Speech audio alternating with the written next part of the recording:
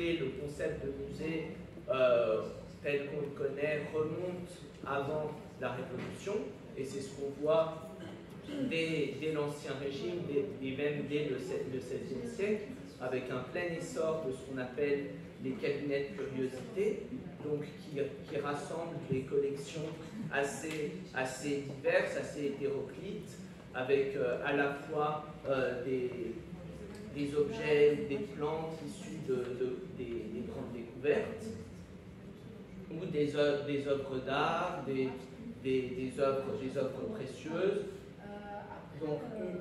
donc quelque chose d'assez hétéroclite, mais qui à chaque fois renvoie quand même à des collections précieuses, étranges, considérées comme étranges à l'époque, qui sont justement dans ces cabinets de curiosité. Et à partir du XVIIIe siècle, vous avez la naissance de ce qu'on appelle des premiers musées, donc au détriment des cabinets de curiosité, donc des musées qui justement, contrairement aux cabinets de curiosité, ont des collections qui se spécialisent. Et ça, c'est ce qu'on voit par exemple pour la naissance du premier musée au XVIIIe, la fondation du British Museum en 1759. Idées et projets qu'on retrouve aussi en France à la même époque, au Louvre. On se trouve dans la grande galerie que vous voyez sur cette première image.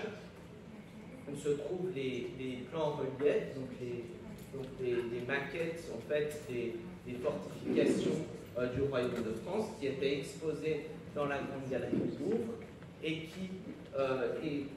et dès 1776 naît le projet justement de déplacer ces plans en relief aux Invalides, ce qui est fait en 1776, pour ensuite réaliser des grands travaux au sein de cette grande galerie du Louvre pour y accueillir des collections royales, donc des peintures, des sculptures. Et voilà, donc vous avez dès ce moment-là des projets qu'on retrouve aussi dans l'encyclopédie à cette époque.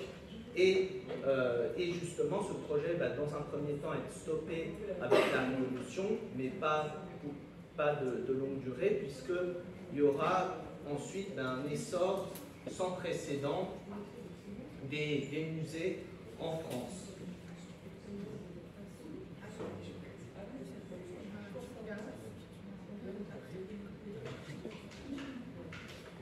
Donc, ce que je vais vous proposer de voir aujourd'hui, c'est pour se demander quelle est la place et finalement quelle valorisation pour les collections de ces nouveaux musées tout au long du XIXe siècle et quel lien finalement entre les évolutions politiques, sociales et de la muséographie jusqu'au XXe siècle.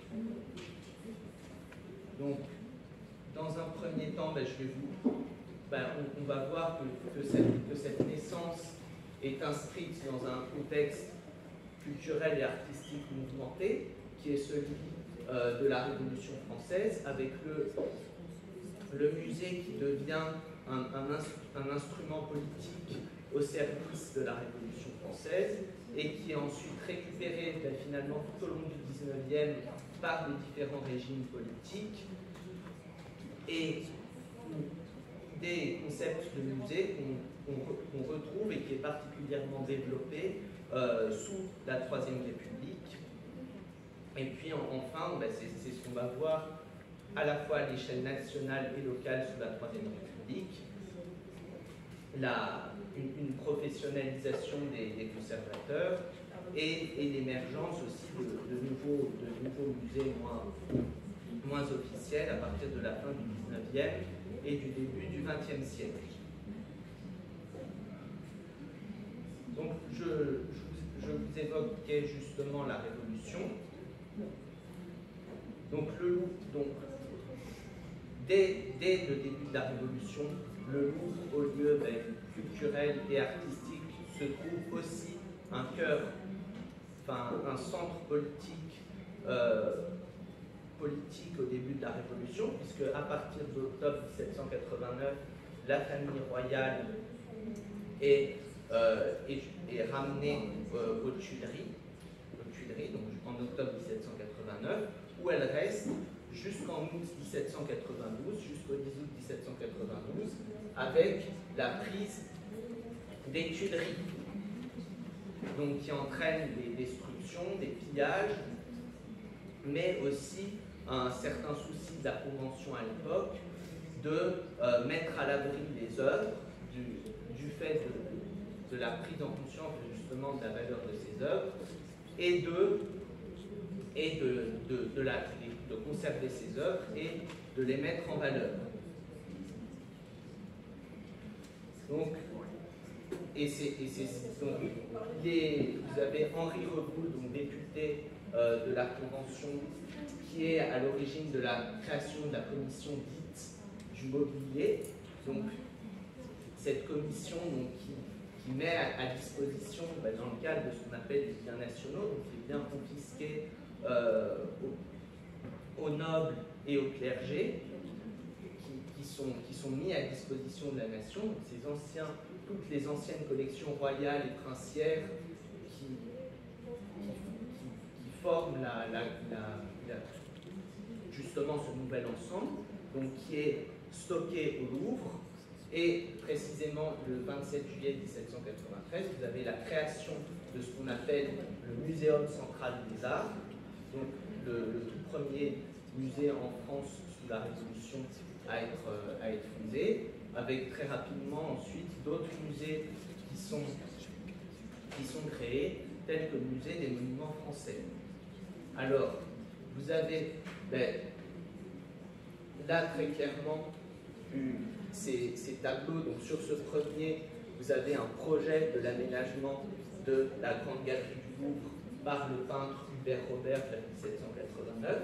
Donc on voit déjà cette idée et ce projet d'exposer des œuvres, donc avec des tableaux très, très rapprochés les uns des autres, et avec un public qui est essentiellement un public de peintres, qui est le public privilégié de ces nouveaux musées, donc qui se consacrent essentiellement à la copie des œuvres, et puis aussi se servent justement de ces œuvres comme source d'inspiration pour justement, dans une perspective artistique, de valorisation de leur travail justement, et de propagande au service de la Révolution. Et d'ailleurs, cette grande galerie du Louvre, sous la Révolution, fait l'objet de nouveaux travaux et d'aménagements vers 1798-1799. Donc vous avez des travaux prévus d'avant la Révolution qui sont réalisés. Donc, sur ce deuxième tableau d'Hubert Robert. Voilà, donc vous avez une forte dimension idéologique avec des premiers conservateurs qui veillent à l'emplacement des œuvres pour justement leur nouveau public, qui est essentiellement un public de peintres. Et puis cette création de musée n'est pas spécifique au Louvre et finalement un cadre parisien, mais aussi un cadre local. Dans tous les départements sont créés des musées avec toujours cette même logique de confiscation et de conservation et de mise à disposition des œuvres. C'est ce qu'on voit par exemple avec la commission Roland du nom du ministre de l'Intérieur de l'époque, qui organise une répartition des œuvres entre Paris et les autres départements. Donc cette création de musées, donc le principe est étendu lors des guerres de la Révolution et de l'Empire. Et ça, c'est ce qu'on voit par exemple avec la création en 1801 des musées à Genève, Bruxelles et Mayence, donc des territoires conquis par les armées françaises de la Révolution et de l'Empire. Donc cette dynamique qui est donc stoppée en 1815, avec la fin des guerres de la Révolution et de l'Empire et la chute de l'Empire, qui entraîne une restauration des œuvres aux puissances coalisées. Donc, et cette restitution d'une partie des œuvres entraîne de la part du nouveau régime monarchique de la Restauration une mise en avant de nouveaux artistes français, donc l'école française, qui passe notamment à travers le Salon, qui est un des lieux principaux d'acquisition des œuvres qui servent à alimenter les musées. Donc, sachant que le Salon existe depuis 1667, qui est donc un lieu d'achat des œuvres, mais aussi un lieu qui a une dimension éducative et de mise en valeur du régime politique. Et c'est ce qu'on voit par exemple avec ce tableau de 1825 de François-Joseph Ham, qui justement illustre qui représente au centre du tableau Charles X, qui distribue des récompenses au salon des artistes en 1824, donc à des peintres, principalement des peintres d'histoire, tels que François Gérard, et vous avez aussi d'autres peintres déjà en vue, comme par exemple Madame Lebrun, qui figure sur ce tableau, donc où Charles X là remet ses décorations, donc l'ordre de Saint-Michel, qui est un des ordres les plus prestigieux de l'Ancien Régime, qui avait été aboli sous la Révolution, puis rétabli sous la Restauration. Donc là, il y a vraiment l'idée des artistes qui mettent en valeur le souverain et donc qui servent le régime. Et là, Charles X, en reprenant une tradition de l'Empire de remise de décoration, dessert justement les décorations à ces artistes. Alors, le public de ce salon, en l'occurrence, est essentiellement des artistes, mais pas que, puisque vous avez essentiellement le compositeur Boieldieu, qui est relié, dont l'histoire est reliée à celle de Villiers-sur-Marne, à travers la composition de son œuvre La Dame Blanche. Voilà, donc justement ce lien, cette mise en valeur de la peinture d'histoire et de cette mise en valeur de la peinture d'histoire et de la mise en valeur du régime politique à travers la peinture et l'histoire se retrouve bien après la chute de Charles X, donc notamment sous le règne de Louis-Philippe, avec la monarchie de Juillet et la galerie des batailles, consacrée à toutes les gloires de la France, donc qui représente à la fois, donc avec une forte dimension didactique, qui représente à la fois la France des origines, donc une idée avec l'idée de recherche des origines, justement à travers la mise en valeur de Clovis à la bataille de Tolbiac. Vous avez donc la galerie des batailles ouvre justement sur ce tableau. Puis ensuite, toute la période médiévale est représentée à travers des batailles mettant en valeur les victoires des différents rois de France, tels que par exemple Philippe Auguste à Bouvines en 1214, bataille qui représente un affermissement du pouvoir royal en France au détriment des grands vassaux et notamment des Plantagenets, également rois d'Angleterre, et duc d'Anjou et duc de Normandie et d'Aquitaine. Donc voilà, donc vous avez cette France, ces batailles médiévales jusqu'à l'Ancien Régime, où les guerres de Louis XIV sont particulièrement bien représentées, donc avec par exemple la bataille de Denain pendant la guerre de succession d'Espagne en 1712,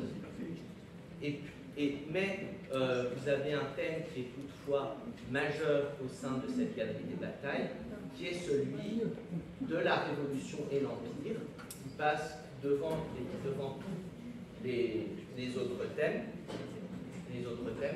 puisque,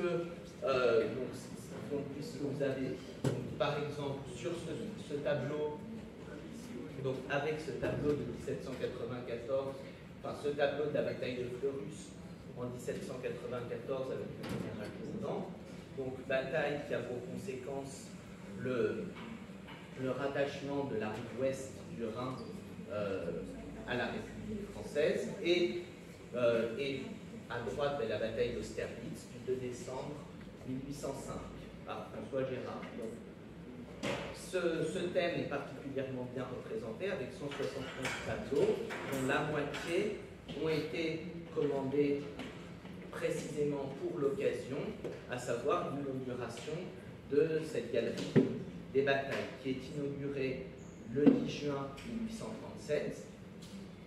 Voilà, donc avec un public cette fois-ci assez vaste, et vous voyez l'objectif politique final de justement cette galerie des batailles est d'unifier les contraires, donc en se conciliant à la fois les milieux monarchistes et légitimistes avec la mise en valeur des rois précédents, donc à travers notamment la période médiévale et l'Ancien Régime, mais aussi la République et les cercles républicains, justement avec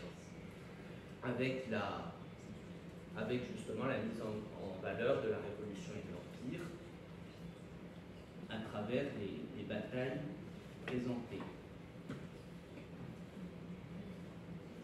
Donc, et vous avez même un prolongement qui intègre le règne de Louis-Philippe à cette galerie des batailles, donc qui inscrit le souverain comme clé de voûte dans une continuité historique. Et c'est ce qu'on voit ici, par exemple, avec la prise de la Smala d'Abdelkader par le duc d'Aumale, donc qui a lieu en 1843 et qui marque la capture d'un des principaux opposants à la conquête française de l'Algérie, donc Abdelkader. Donc ce tableau par Horace Vernet. Donc, à la chute de Louis-Philippe en 1848, vous avez Auguste Genron qui est nommé directeur des musées nationaux. Donc à l'époque, vous en aviez 3, à savoir le Louvre, Versailles et le musée du Luxembourg. Donc, sous cette période, on constate un accroissement des collections avec des obligations d'inventorier les collections, avec un certain travail scientifique qui notamment se met en place avec les œuvres qui sont classées par école, par thématique chronologique, et vous avez une période de grands travaux qui commencent sous la Deuxième République, avec le Louvre qui fait l'objet de restauration, notamment avec la galerie d'Apollon, pour laquelle on fait appel à de nombreux artistes, dont Delacroix, à qui on demande de représenter le plafond de cette galerie, donc d'Apollon que vous voyez au centre terrassant le serpent Python que vous voyez en bas. Donc cette politique de travaux commencée sous la Deuxième République trouve un essor particulièrement important sous le Second Empire, avec Napoléon III, qui confie à Louis Visconti, que vous voyez juste ici, qui présente ses plans du grand dessin du Louvre, donc qui consiste à relier le Louvre et les Tuileries par le nord, avec l'ajout d'une nouvelle aile, donc qui présente justement son projet architectural à Napoléon III et à l'impératrice Eugénie. Donc ces plans, ces travaux qui prévoient justement de relier entièrement le Louvre et les Tuileries de façon à faire une grande cour, la cour Napoléon, la cour carrée, avec à l'emplacement de l'actuelle pyramide du Louvre, les jardins du Louvre. Les jardins du Louvre. Alors, sous le Second Empire, donc vous avez cette politique architecturale, néanmoins, sur le plan artistique,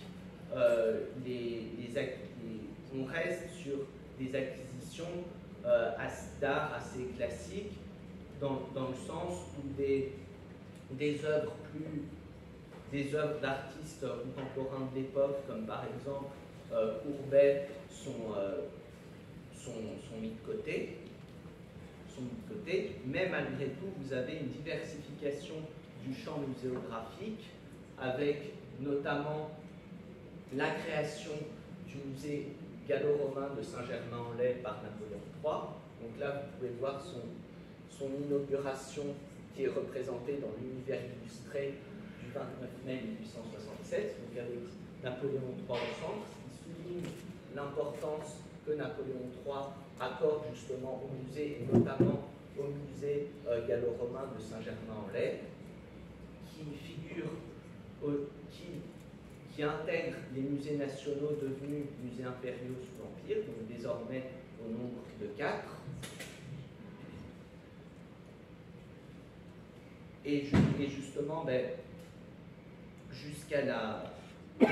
Donc vous le voyez inaugurant les 12 premières salles en 1867, et justement lors du déclenchement de la guerre de 1870, cette prise de conscience patrimoniale qui a eu lieu justement durant tout le début du 19e, engendre l'évacuation des œuvres du Louvre par l'impératrice Eugénie en 1870, devant l'avance prussienne. Donc cette conscience muséographique s'affirme toujours, et sous la Troisième République, vous avez cette fois-ci des nouveaux liens qui sont pensés entre la Troisième République et entre la Troisième République et les artistes, et la place et le lien que la Troisième République entend établir avec l'art et les musées. Donc c'est ce qu'on voit avec la création du CSPA en 1875, donc le Conseil supérieur des beaux-arts, dont l'objectif est à la fois adapter l'héritage des régimes précédents, toujours avec ce lien et cette relation entre pouvoir et politique, mais aussi en prenant en compte un nouvel aspect qui est l'émergence du régime parlementaire. Donc ce Conseil supérieur des beaux-arts finance les beaux-arts au sens large du terme,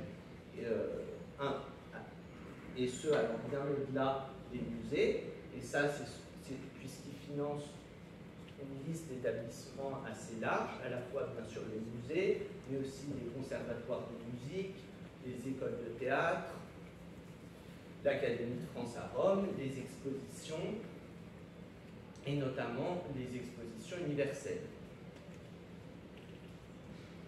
Voilà, sachant qu'à cette époque, vous n'avez pas de véritable ministère, comme ça peut être le cas plus tard sous la Ve République, si on accepte la tentative de création d'un ministère des Arts par Gambetta entre 1880 et 1882.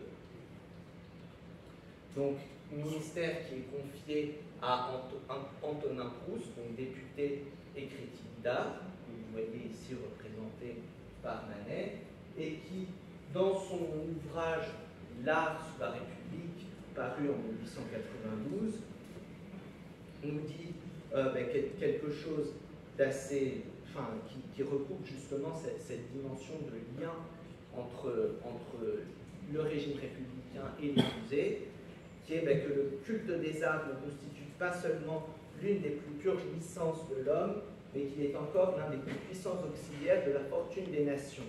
Je me suis efforcé de faire comprendre à mes contemporains que la société française issue de la Révolution a le devoir de conserver scrupuleusement, sans les dénaturer, les œuvres d'art qui lui ont été léguées par les siècles précédents.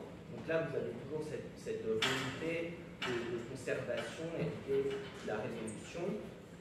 Elle doit en outre substituer à l'enseignement particulier disparu avec les corporations un enseignement analogue procédant des notions générales obligatoirement répandues, qu'il lui faut encourager les arts en provoquant l'émulation dans toutes les branches de l'activité artistique.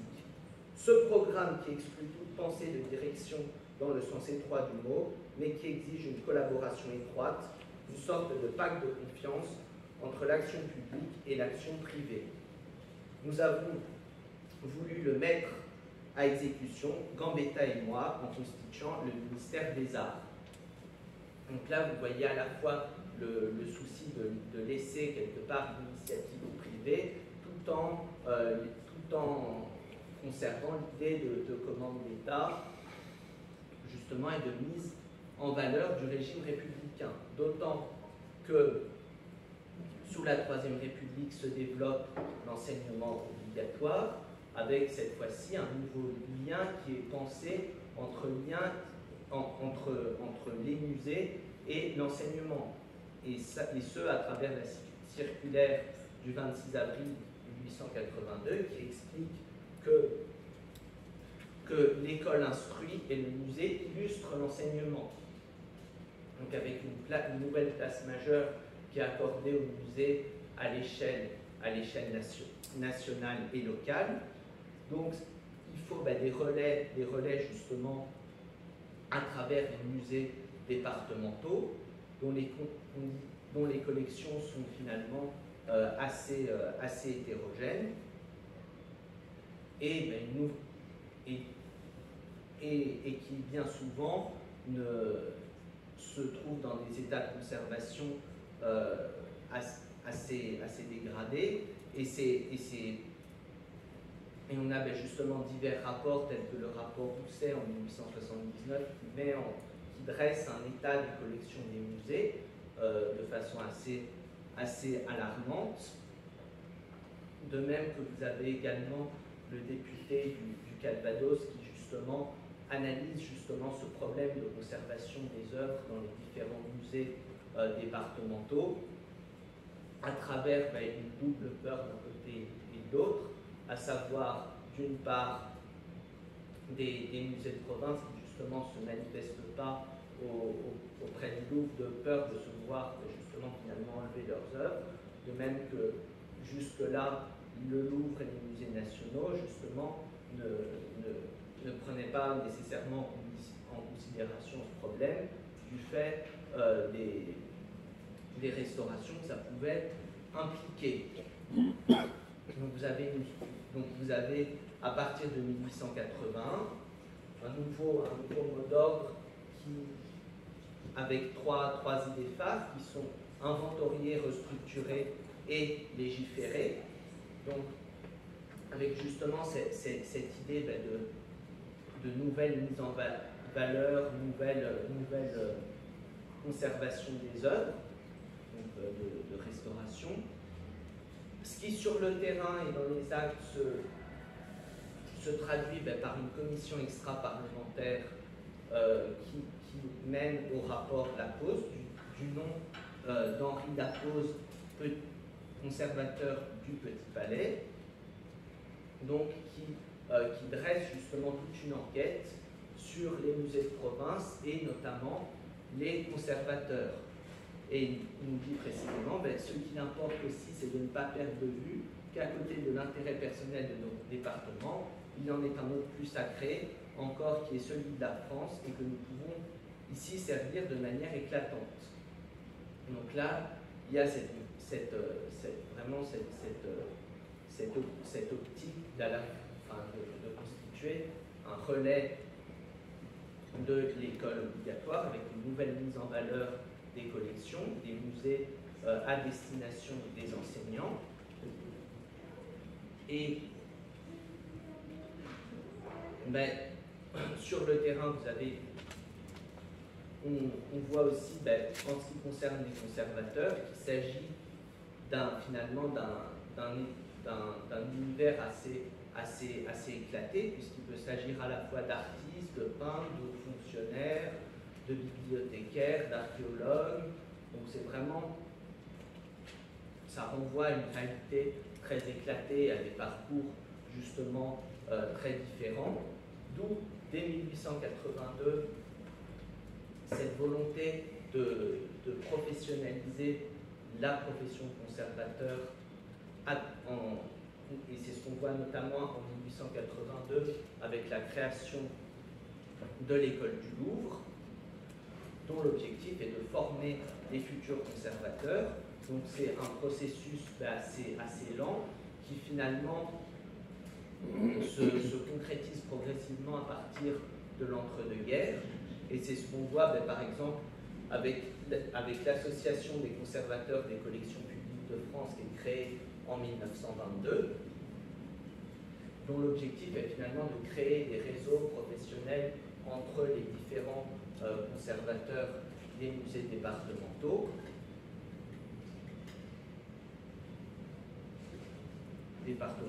Et cette association a pour relais le bulletin des musées de France qui paraît à partir de 1929 et dont vous avez une photo du premier numéro. Voilà, donc ce qui se traduit sur le plan des publics par finalement, donc vous avez des musées qui se diversifient, qui se spécialisent, et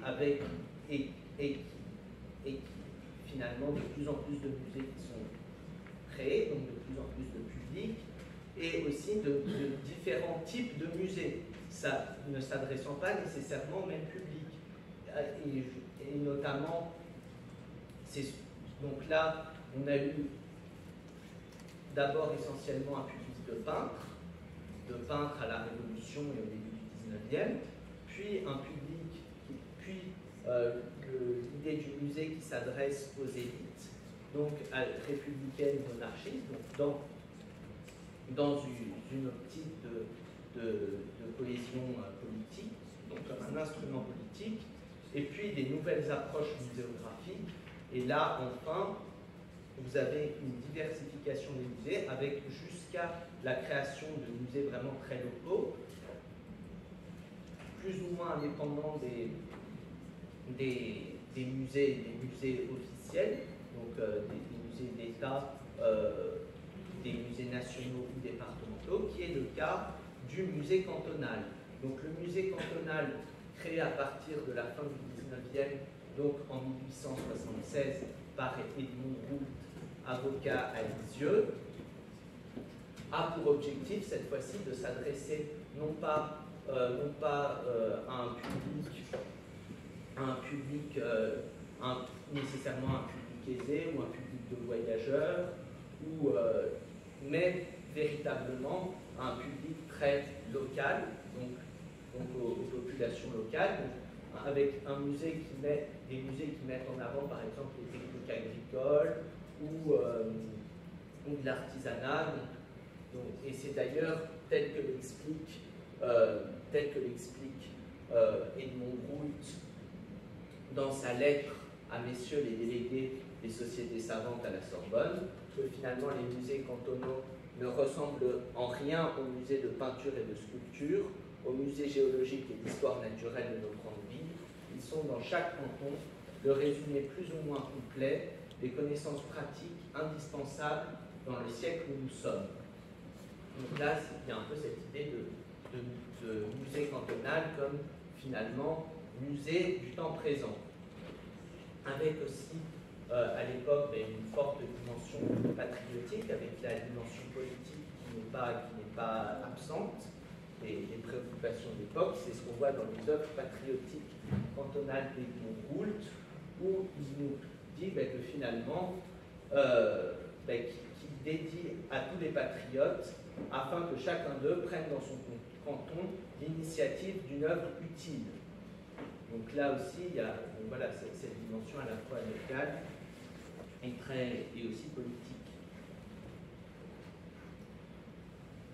Donc justement, ce qu'on voit dans l'histoire des musées à partir de la Révolution, c'est que vous avez la Révolution qui, à travers les confiscations et les biens nationaux, entraîne un élan et une profusion de musées, concept qui est ensuite récupéré par les différents régimes politiques et qui s'adresse plus nécessairement à un public d'artistes, mais aussi aux élites, donc avec vraiment cette dimension de mettre en valeur les régimes politiques,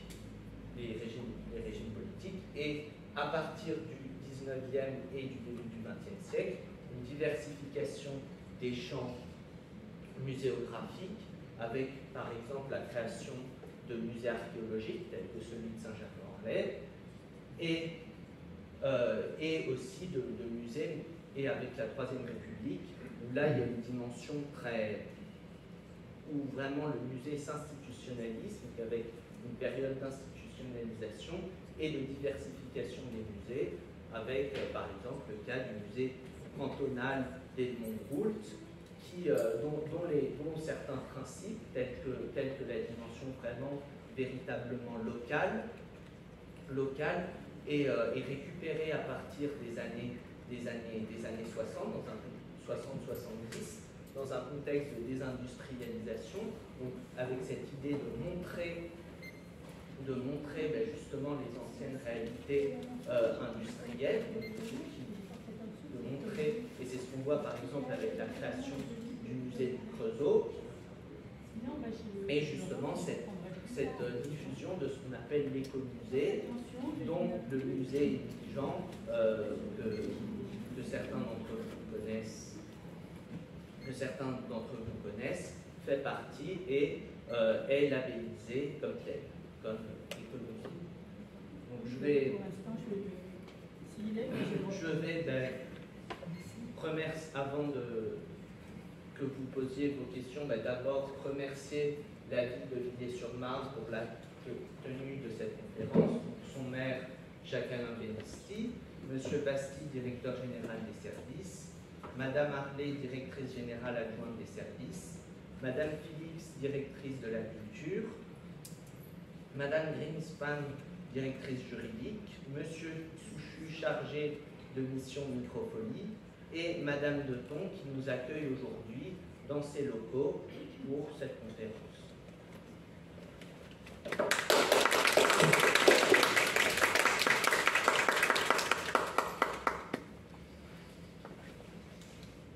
Des questions? Oui. J'aimerais pouvoir placer ça dans un contexte européen ou même mondial, puisqu'on a parlé de l'apparition à la Révolution française, ensuite la République qui était uniquement d'artistes, ensuite de politique. Donc ce n'est devenu populaire que bien tardivement. Oui, mais sur le plan européen ou mondial, on était peut-être pas les premiers. Oui, vous aviez déjà des musées qui avaient été fondés en Europe dès le XVIIIe siècle, et ceux bien avant le musée du Louvre en 1793. Et je vous en ai donné par exemple un cas avec par exemple le British Museum fondé en 1759. Et sinon, après vous aviez aussi à la même époque. Oui, à la même époque en Europe justement d'autres musées qui sont fondés avec certains cabinets de curiosité qui aussi dès le XVIIIe siècle prennent déjà par leur spécialisation l'allure de musée, avec des collections par exemple, qui deviennent spécifiquement d'histoire naturelle, ou spécifiquement artistique. Oui, parce qu'en fait, ça a été un support politique pendant longtemps, puisque les peintures ne représentaient que des batailles. L'aspect artistique Il était là dans la représentation, puisque la photo n'était pas encore vraiment là. C'était un support politique. Mais quand est-ce que les musées se sont consacrés à l'art pur? L'art pur, enfin, les musées sont assez. Par exemple, ne serait-ce que le Muséum central des arts, créé en 1793, il y a déjà, c'est déjà des collections artistiques en tant que telles, des tableaux qui représentent toujours des batailles. Pas nécessairement, pas nécessairement. Oui, des portraits, parce qu'à cette époque-là, vous aviez une classification des peintures qui était très établie, avec la peinture d'histoire à laquelle vous faites allusion, donc justement avec les batailles, mais c'était pas, enfin, c'était le genre le plus considéré. Mais après, vous en aviez aussi d'autres. Vous aviez par exemple la nature morte, vous aviez le paysage, vous aviez. Donc finalement, les peintures avaient des thèmes assez hétéroclites et n'étaient pas exclusivement des batailles, même si la peinture d'histoire, qui était sur plus grand format, était souvent ce qui était de plus considéré. Oui, et puis il y a aussi la peinture religieuse d'une manière générale, oui, qui était aussi tout un espace, qui disparaît d'ailleurs là en fait d'une certaine façon, parce qu'il est. Ouais, c'est vrai, il n'y en avait pas. Parce que c'est bon, on quitte le mode religieux, quoi. On se confondait aux politiques. Ah, en plus. Tout à fait. Oui, moi ce qui m'a frappé, c'est que ça nous pose la question fondamentale du rôle des musées dans la construction du roman national. évidemment. Au fur et à mesure du temps, ça a été les musées, l'endroit où on valorisait les rois, les autorités religieuses, ça marche ensemble. Et ensuite, ce qui a été important, c'est quand on a commencé aussi toutes les conquêtes. On a fait venir des choses qu'on avait pillées, qu'on avait prises. Le Louvre en était un excellent exemple, mais il y a plein d'autres musées au niveau européen. Aujourd'hui, il y a à Bruxelles, par exemple, il y a aussi une grande discussion sur la restitution de ces œuvres, mais ça c'est un autre débat. Donc ça a servi de réceptacle au pillage de toutes nos sociétés, les Portugais, les Français, enfin toutes les colonies là, les colonialistes européens, et on en a fait aussi un élément de comparaison avec ce qu'on connaissait nous, notre propre vie. Souvent les comparaisons étaient faites au détriment de ce qu'on ramenait, les masques, etc. Et ça justement, c'est un aspect évidemment que vous développez, qui est très important et qui est aussi développé dans l'exposition, avec notamment les expositions universelles.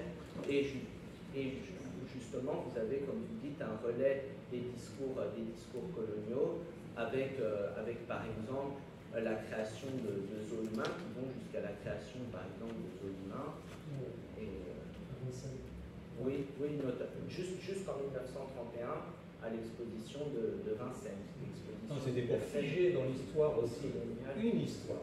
Oui. Et les musées étaient là justement pour dire c'est dans le musée, donc ça a un caractère de vérité, c'est un caractère historique. Peut-être une parenthèse étymologique aussi sur les muses. Oui. Quelques mots là-dessus. Il y a aussi le mot musée. Ça a une dimension aussi de montrer, d'exposition, justement tout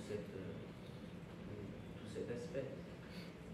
Et donc il y a aussi autre chose qui m'a frappé, c'est que vous avez évoqué le passage du musée de caractère national, souvent royal, etc., qui valorisait un pays, une nation, des idées globales, et ensuite le passage vers des musées plus régionaux, cantonaux, etc. Et là, je pense que c'est la notion d'art et d'éducation populaire qui vient en relais de ces musées dits nationaux qui relatent les arts entre guillemets, avec un grand A, avec cet art officiel.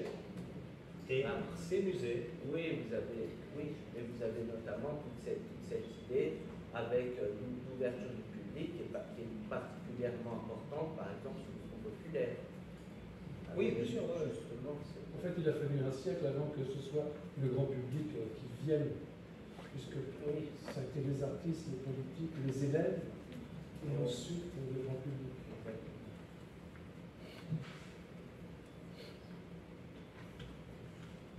J'ai une question, ça, les microphonies, c'est ça qui va être dans le musée vous avez effectivement, vous aurez une présentation sur justement la microphonie dans un second temps, et justement les locaux du musée seront justement partagés entre une partie consacrée à la microphonie et l'autre aux collections du musée. Une autre question qui était d'emblée, c'est vous avez axé votre conférence sur la période de 1700, enfin post-révolution, on va dire comme ça, jusqu'à 1940. Pourquoi 1940?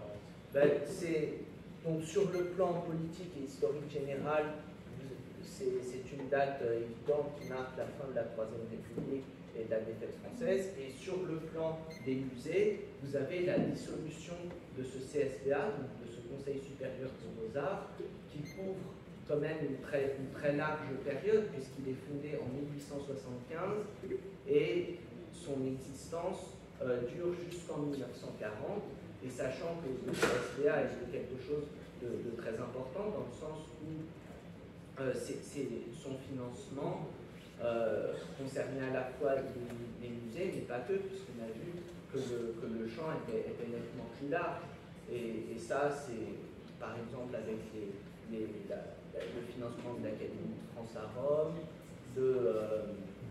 des conservatoires de théâtre, de musique, des écoles des beaux-arts. Donc vous avez vraiment un champ très vaste et essentiel qui a structuré l'histoire des musées à cette époque-là.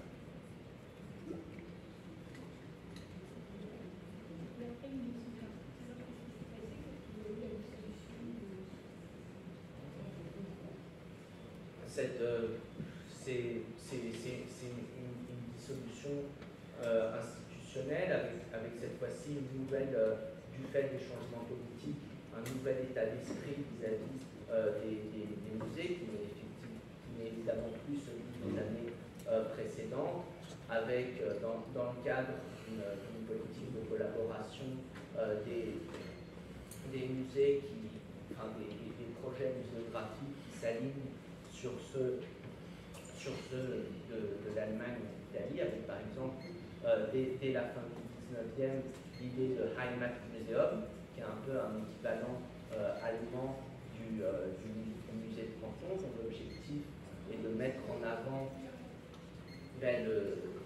donc justement le local, avec derrière tout un programme idéologique qui est